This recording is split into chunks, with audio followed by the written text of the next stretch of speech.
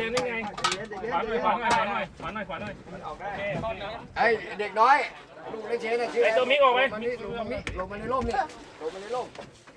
โอ้ยตายแล้วตะกั่วโลนึงตกสายแดง นั่นเห็นไหมบอกแล้วว่าปลา อุ้ยออกอุ้ยสู้อุ้ยดูสู้ดิอุ้ย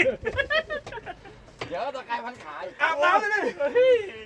ดูสู้ดิอุ้ยเก๋าใหญ่ว้าว เก่าน้ำ50 เมตร เดี๋ยวย้อน เดี๋ยวปลดปลาครับเดี๋ยวปลดปลาอัตโนมัติระวังกินใส่แดงเป็นตัวเลยปลาเก๋า น้ำมันพองคันใหม่มาด้วย เอ้ายังอยู่เลยเหยื่ออยู่มันขอคีมเลยครับคีมอยู่ กิโลเนี่ยตัวเนี้ย จะเอานีเวียหรือเอานี่ฮะ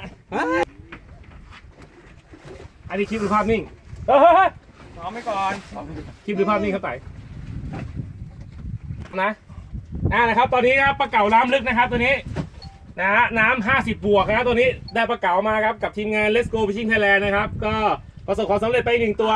นะครับเก๋าตัวสวยเลยเก๋าแท้เลยเก๋าแท้สวยเลย